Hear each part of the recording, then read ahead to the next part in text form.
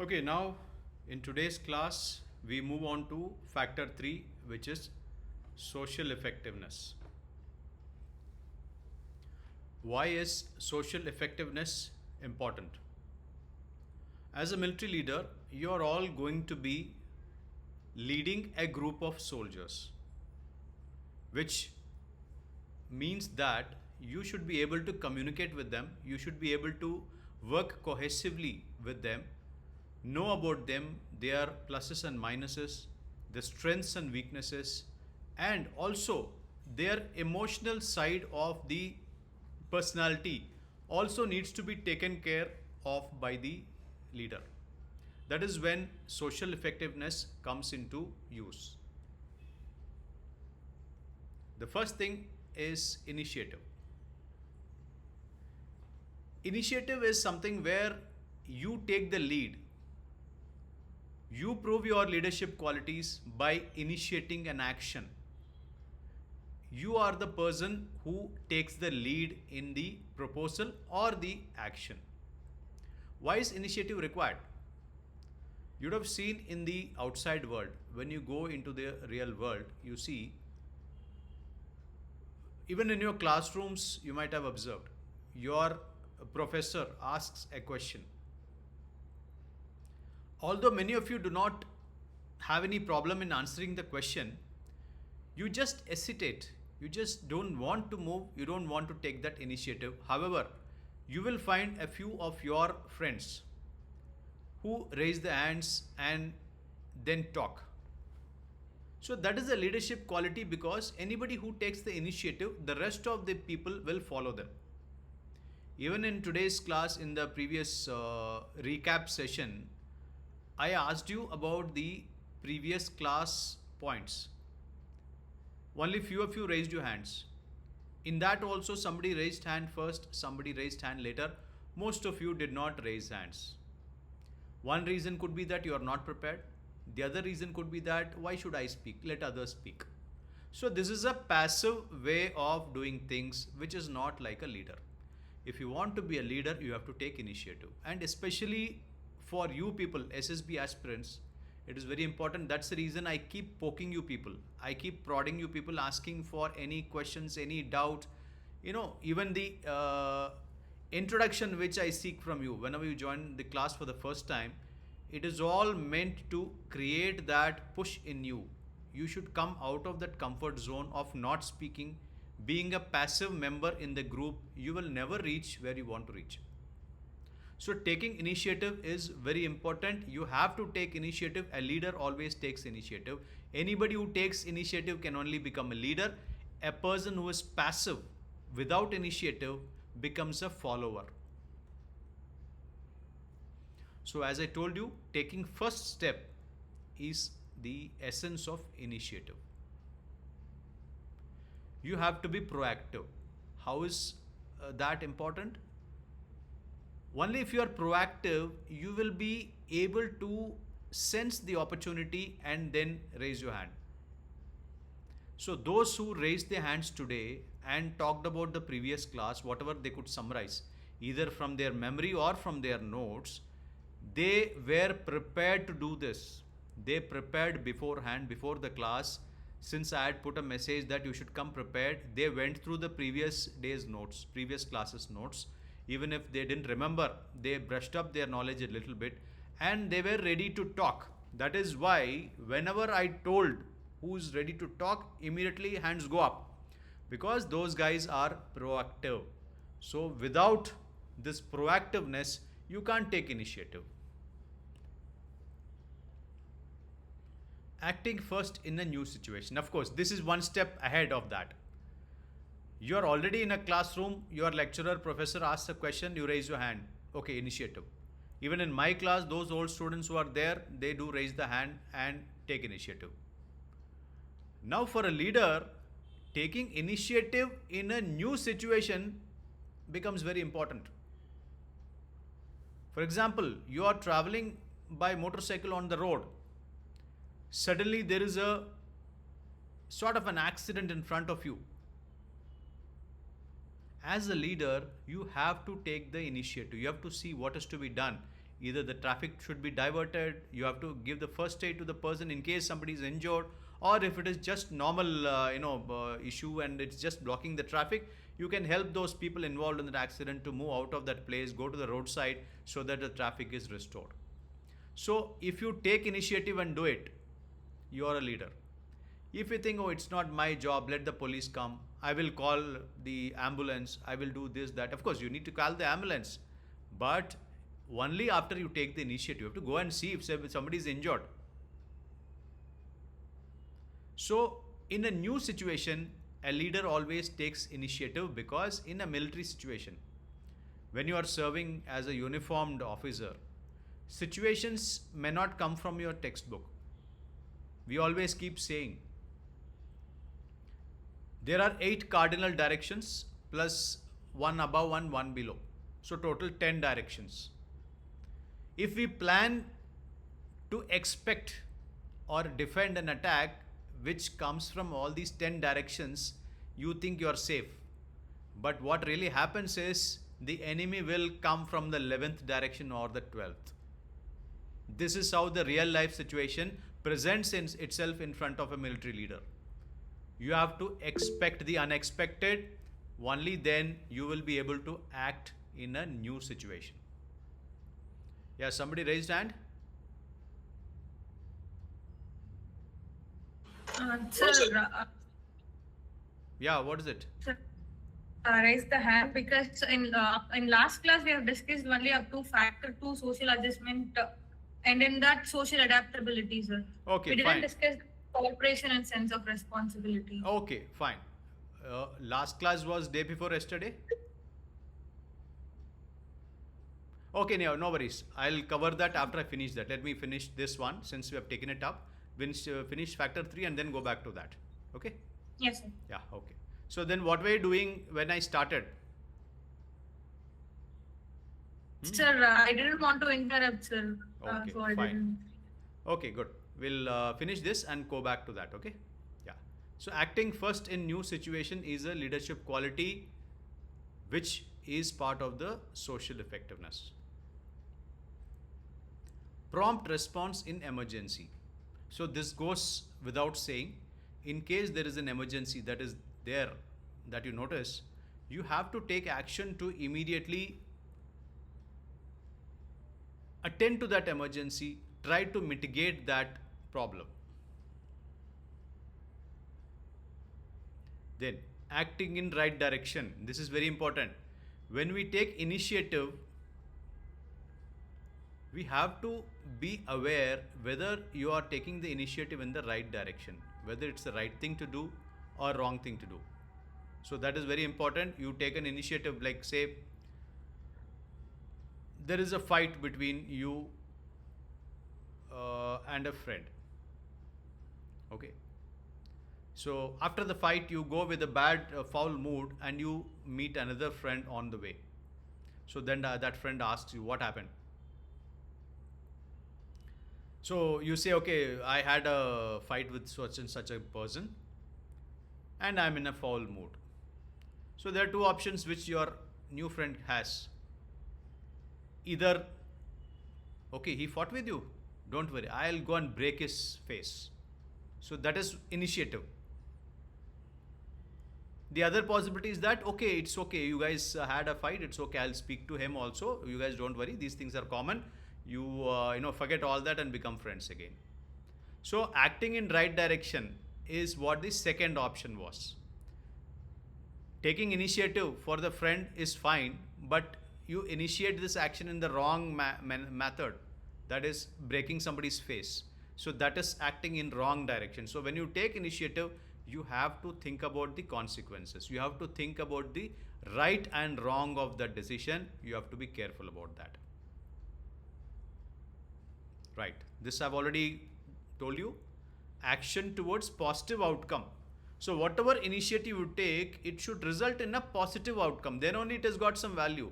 If you take some initiative and does not give you the desired outcome, the other friend comes with the fractured face. Is that the desired outcome? No. It should have, resulted in both the friends forgetting their differences and all the fight and all and becoming friends again. That would have been the right positive consequence you were looking at. So that is how it has to be. Maintaining action. Okay, this is a very important thing in your case also. Yesterday, when I spoke to the cadets in the exam, I had given them some points. I had asked them how many want to join the armed forces. Many raised hands. But after raising hands, they didn't do anything. I asked them to join the channel and read the newspapers. They did not. Some people who have done that have not come to today's class. So maintaining action is very important. You can't just start something like a New Year resolution. Everybody says, okay, this 1st January, I will take the following resolutions. The first one is, I will start going to gym and I will make my body into a 6-pack thing and whatever it is. You go pay the, they will give you a big discount and they will make you pay for the whole year. After you pay for the whole year, you may go to the gym for 2 or 3 days. After that, you keep making excuses. Okay, I'll go tomorrow, I'll go day after tomorrow, I'll go after exam, I will be regular after my semester. All these things happen, but you don't go. So maintaining action is a landmark in leadership. A leader can initiate a work, can initiate something, but if he or she does not continue to maintain that momentum, continue with that action, the whole thing totally fails. There is no use of taking initiative at all. So maintaining action, if you have decided to join the armed forces, you have to take all the required steps to achieve that. You see the message which I put. If you don't work hard to realize your dreams, you will be made to work for realizing somebody else's dreams, that too lifelong. That's what it is. Maintaining action is very important. Also, those of you who have friends attending this class along with you, please make them into accountability partners. You pair up into 2 people. You will be accountability partners to each other. You will keep reminding each other regarding the preparation. If you have to go for a run in the morning, the other friend, your accountability partner, will come and wake you up, go for a run. Whenever you have issues, the accountability partner will tell you, okay, don't worry, we'll do this. And also share the burden of preparing the notes. So maintaining action happens best with an accountability partner as far as you aspirants are concerned. Persistent action, I've already told you. Continuous action and action without a break. Even if there is a break, you have to come back and then join the thing once again. You cannot have a break for too long. You can miss one class. If you miss the second class, it means that you are not going to make it soon. So missing one class itself should make you feel so guilty. So persistent action, continuous action is required for a leader. Next is self-confidence. If you don't believe in yourself, how can you expect others to believe you? Believe in your capability. As a leader, you have to be confident about your own capabilities. Then your team will listen to you, they will take you as the leader and do as you say. How to develop self-confidence? First thing is, you should be self-aware. You should analyze yourself, see where you are good at, which is the place where you are not so good, and you realize all these weaknesses as scope for improvement. Then start working on it. Wherever you are falling short of the expectations, start working more on it. If you are physically unfit, if you have got a lot of weight, that means you have to start working out, either by going for a walk, run, playing games, or going to the gym. Then after you perform these action, as far as this body weight is concerned, you will have confidence. Oh, good. No, I am good. I used to be overweight. Now with all these actions, I have become, I've come into the ideal weight. Then you will have self-confidence. Same way, if you are not so good in English, like I am being told that many of you are afraid of English. English is scaring you out.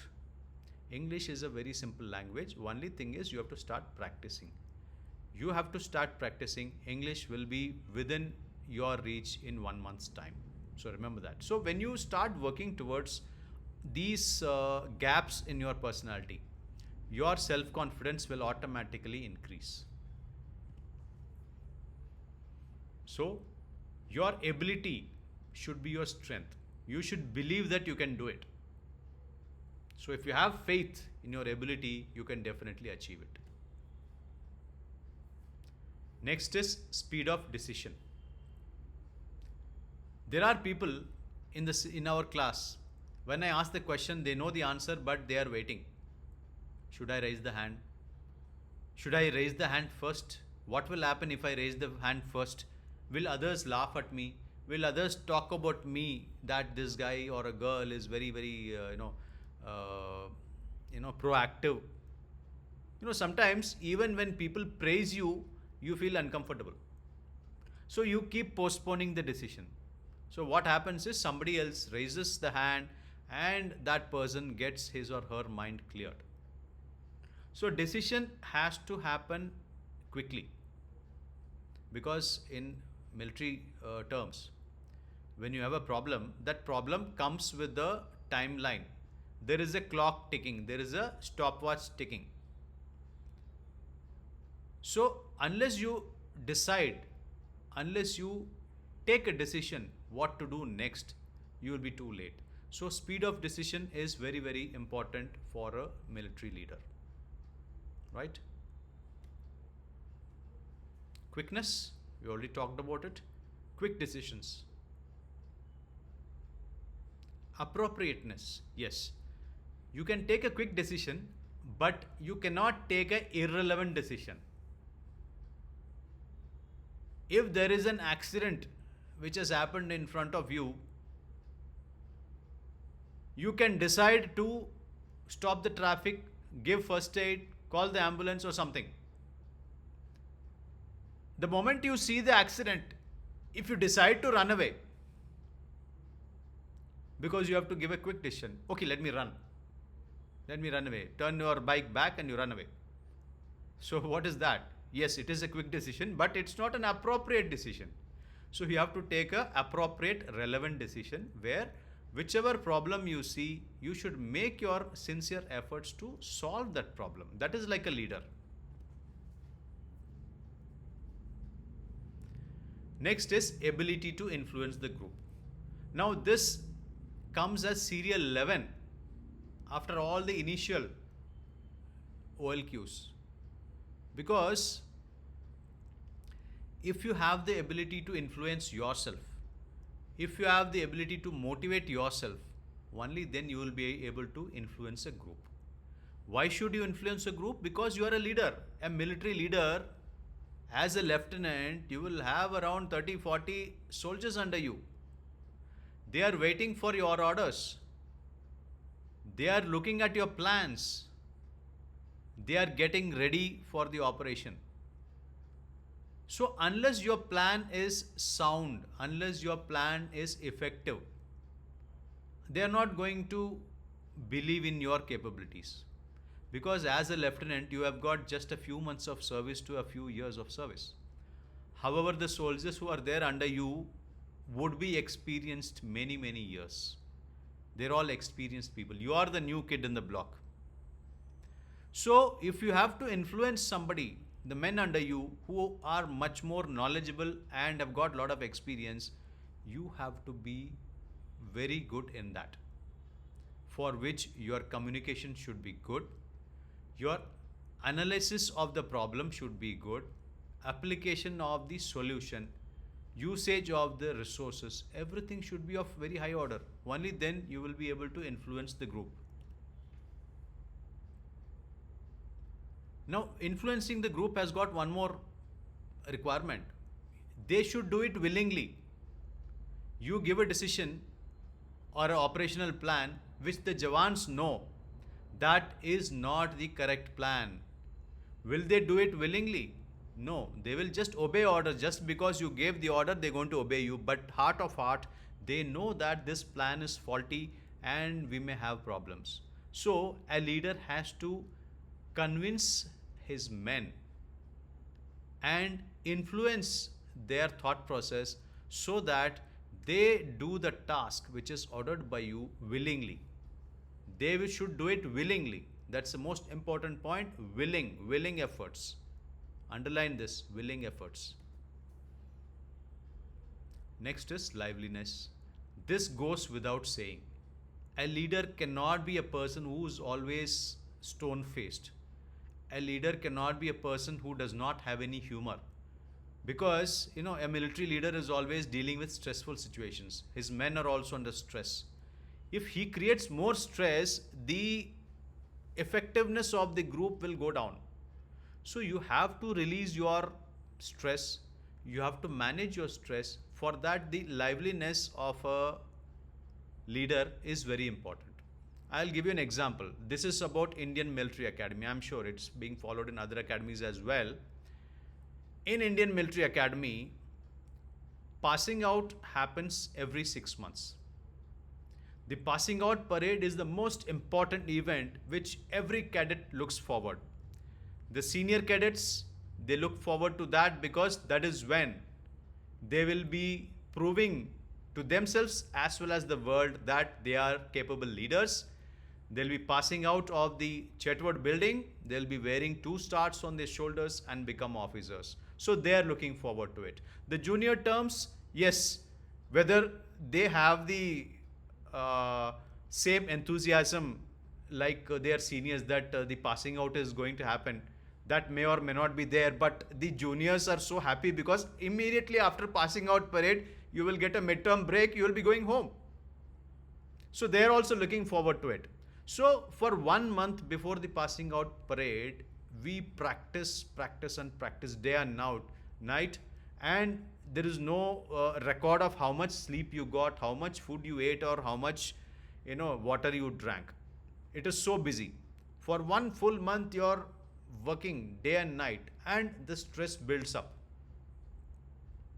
So everybody is anxious, everybody is stressed just before the passing out parade, because it's a big event. The President of India or the Chief of Army Staff or the CDS or the Naval Staff, somebody might be the reviewing officer who comes and reviews the parade. So all the more reason that the parade should be good and everything should go on well. So everybody is stressed. So there is an interesting thing happens just before the assembly into the main Chetwood, the parade ground. Behind the Chetwood building, there is a smaller ground which is not actually a parade ground, but yes, sort of a hard ground which is there. And that is where all the companies, all the marching contingents first assemble. That is where you fall in. And after you fall in, all dress check, everything is done, and you organize yourself, you check your rifle, sling, bayonet, dress, everything is checked. And finally, before you march into the main parade ground, the adjutant of the academy, mounted on a white horse, comes and speaks to the cadets. You might have seen this in the documentary. The adjutant trots smartly into the area, comes to the center, and starts speaking to the cadets. He asks about the preparation. He tells that it's the most important event and everything should go well. Each and every cadet should put in all the full effort. Everything is done. And finally, it is traditional that the adjutant cracks a joke for the cadets. So the adjutant's joke is of a very high order. Everybody will laugh.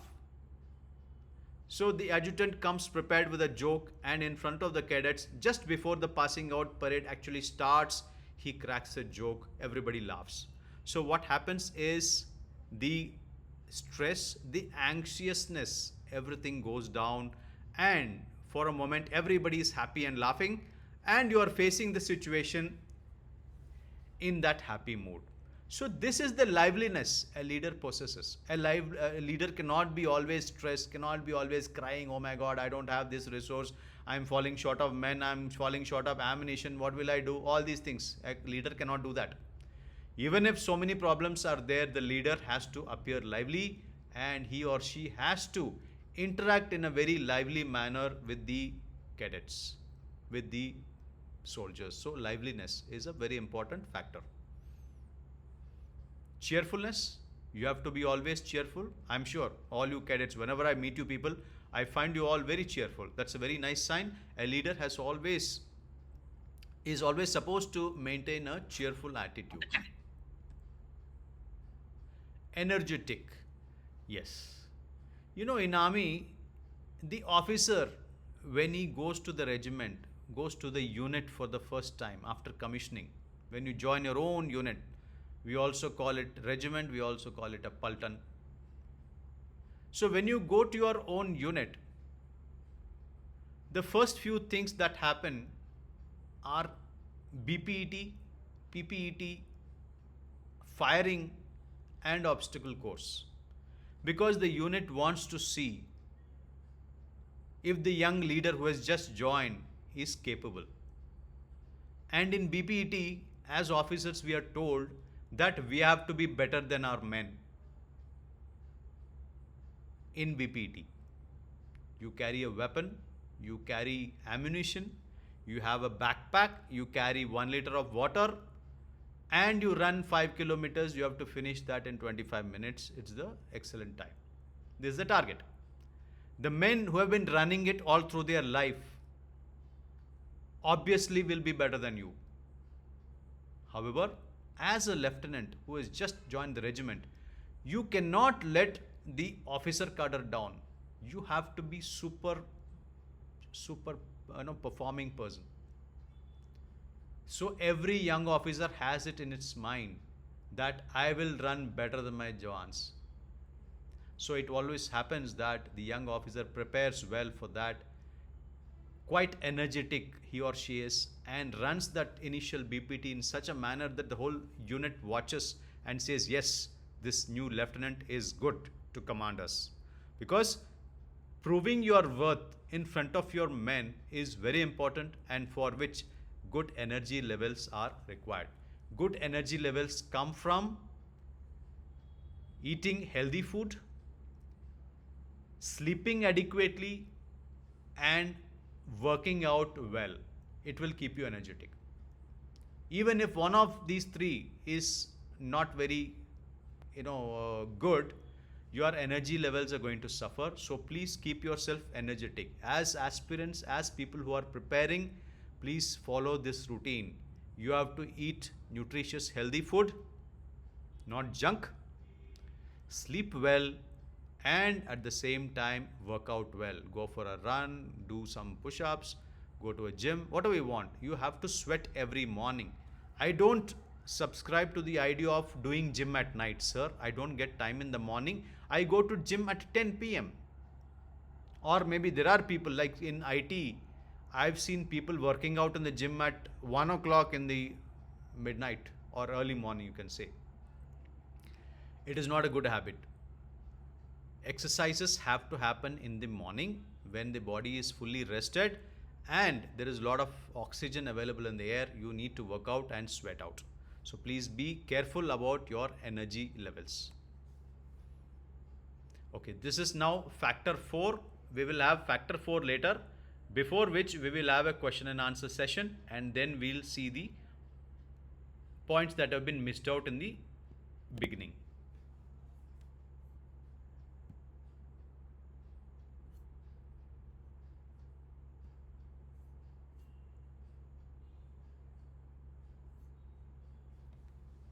Yeah, anyone, any question? Archana. Jen, sir. Sir, am I audible? Yeah, carry on. Sir, my Put your hand main down, Archana. problem- Ground Yes, rule. sir. Should not forget it. Yes, sir. Yeah. Sir, my main problem lies with persistence, sir. Because I'm doing a double major so that my whole lifestyle goes up a little mixed up. Sometimes I have to be in my lab till 9 or 8 in the night. So how can I maintain my persistence with the preparation of CDS as well as with my own degrees? See, double major is a double-edged weapon. Okay, it's consuming so much of your energy and time. I can't give you a straightforward solution. Okay, but what I would tell you is your academics is the priority now. Since you have taken the double major, you have to finish that double major with good marks.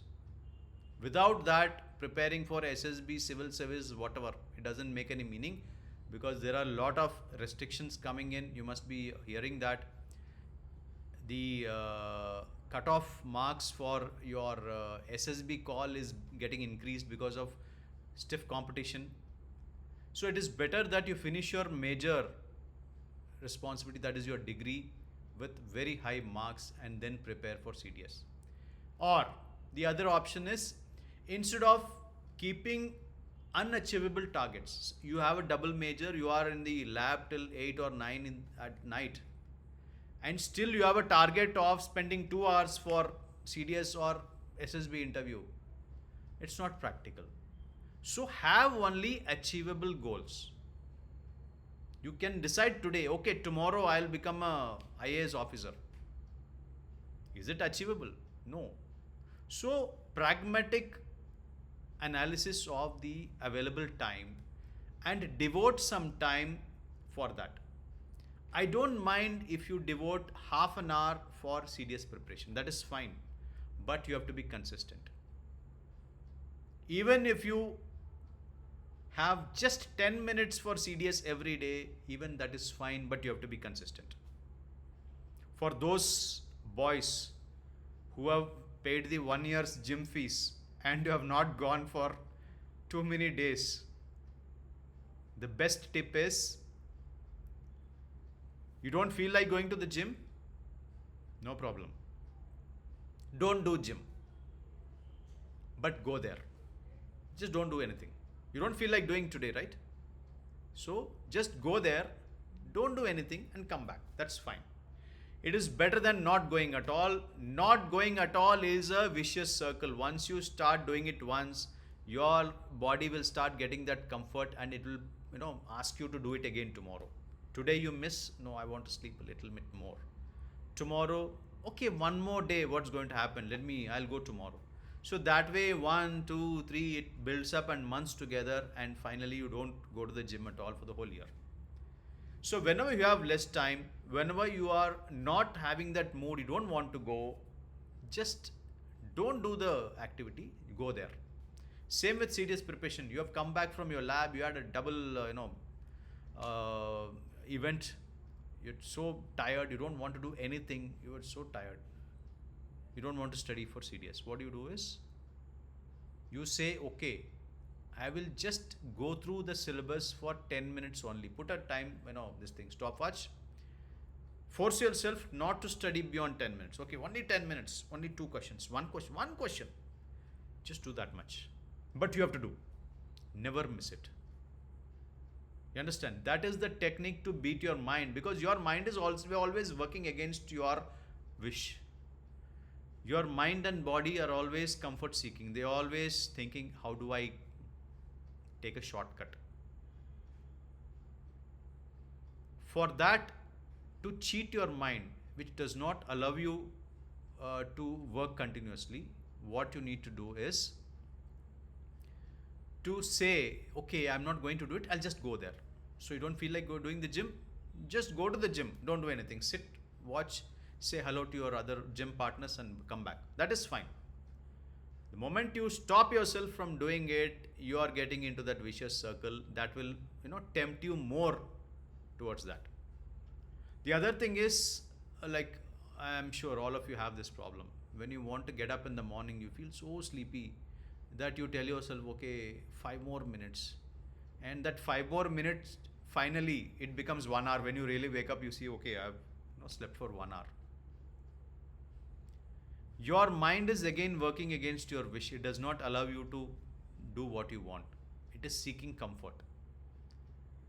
So the best way to overcome this is do that thing even before your mind starts telling you not to do it. How do you do it? Make it a habit. Say you have an alarm. Keep the alarm a bit far.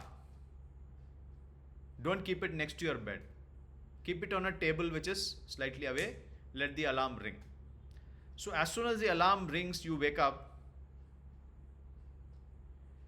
You keep that alarm, that watch or a mobile in such a place where you can't find it immediately. You have to switch on the light. Plan it before. You are cheating your own mind. The mind, before it wakes up and starts telling you no, you have to do the action.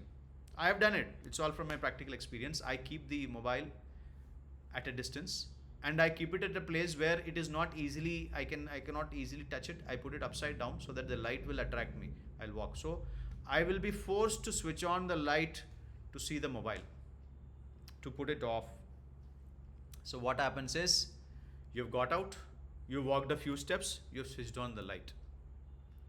Generally, your sleep would be, you have overcome that already. You will not, feel like going back to the bed and lying down. Okay, now that I've come, I do it. The other option, in addition to this, is I keep my shoes and socks next to the bed. Okay, so when I go to sleep, whenever I have this, it's not a regular habit now, but in college I used to do, because I have to go to the lab early in the morning, and the hostel, I was in a hostel, so there used to be a huge queue in front of that particular area. Okay, people will be waiting and can't do anything. So I have to wake up early so that I have got my own time. So what I do is, as soon as I wake up, I wear my dress, the lab dress. I used to wear it and sleep, okay, to save time. This is all your tricks you learn in the hostel. Okay, in the evening only you wear the lab dress. You keep the brush and paste next to your pillow. The shoe is next to that the bed, and the towel is also kept. So the moment you wake up, you know that there will be a queue building up. So what you do is, immediately wear your shoes, get everything ready, take your brush, towel, everything. In the lab dress, you go and start brushing, washing your face, and you are ready. Okay, this is one technique. I don't want you all to do the same thing. I'm giving you an example. Basically, you have to cheat your brain. You have to cheat your mind before it wakes up and stops you. You start doing things. The same thing happens in swimming. Okay, in the academy, we've got something called a 10-meter jump. There is a diving board. Of course, you don't have to dive, you will jump from that 10 meters. So people climb up there. After they go to the board, at the edge of the board, they look at the surroundings and they don't feel like jumping. Sometimes people come back also. So the instructor tells them, just keep walking, and without thinking, take the first step. Anybody who does it for the first time overcomes that whole mental block. Do it and then think of it. So all your laziness, all your comfort zone problems will come, will go out of your system if you are smart enough to cheat your mind. Do it before it starts stopping you from that. Got it? Yeah. Anyone? Anything else? No questions? Sri Kavya, you're joining after a very long time. Sir, yes, sir. Okay. I had an exam. Okay, good. Okay, Ragul. Jain, sir. Sir, I'm a arts background student, sir. Okay. In CDS, I can appear for a mathematics paper, sir. I think you can. Sarang? Yes, sir, he can, sir. Okay. But you have to study, Yes. okay? Don't appear without studying. Sir, going to study only, sir. Going to study, okay, start. And Yes. maths is practice. In school, Yes, sir. till class 10, nobody taught me this, that maths is practice. The way I used to study everything else, I also used to read mathematics, go and pass. I got good marks up to 10th. Okay. So when I started my 11th, this habit of reading mathematics and writing, it failed miserably. That is when my teacher said, son, this is not how you should read mathematics. Mathematics is practice. Anything you do, you have to practice it 10 times. Every sum, every problem has to be practiced 10 times. Only then you will understand the method of doing it. Got it? So Rahul, when you start doing this, remember, maths is practice. Maths is not theory. Okay, I learned it the hard way. Till 10th it worked because it works, right? 10th syllabus, you can still read and write small calculations here and there, you can still pass mathematics. 11th onwards, when you come to the differentiation, integration and the higher level of algebra, you get stuck because practice is not there. So start practicing mathematics. Okay, yeah, Pavis. So yes.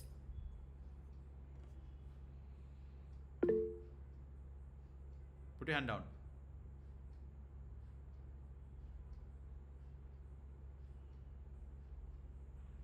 Sir, I have a doubt, sir.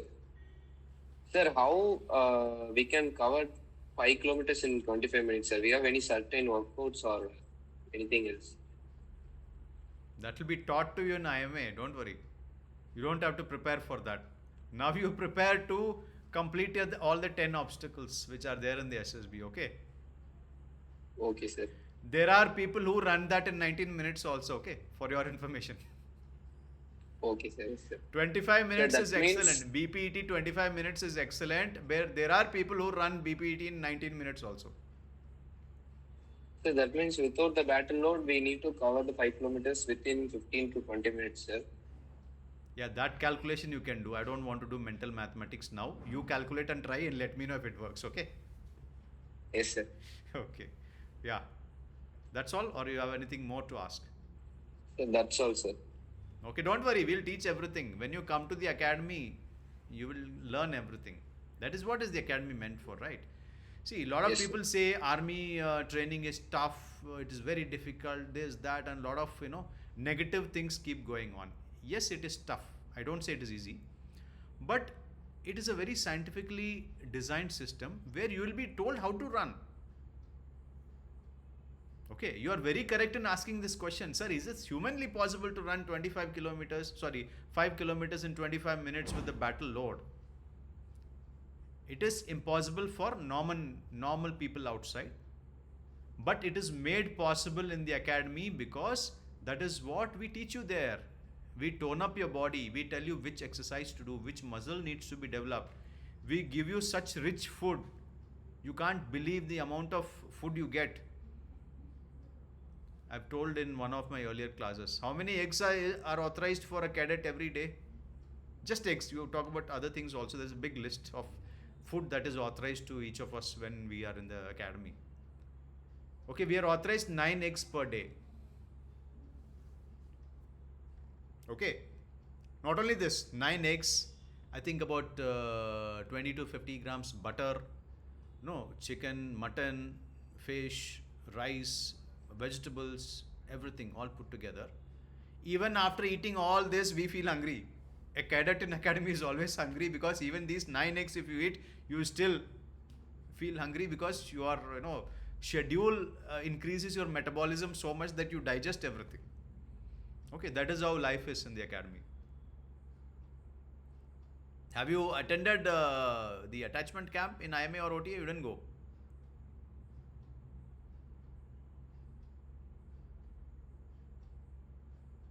Pavis, I'm asking you. Sir, Reply. yes, sir, I attend, sir. In Bangalore, 4-8 Gorkha Rifles, I attend Army Attachment Camp for 12 days, sir. Okay, fine. So the the army attachment camp in the training centers for soldiers is different. Okay, so although the basics would be generally similar, but officers training is much different because in officers training it is not only your physical fitness, it's also your mental ability which is tested, and you are trained for that as well. Okay, right. Anyone else? Any questions?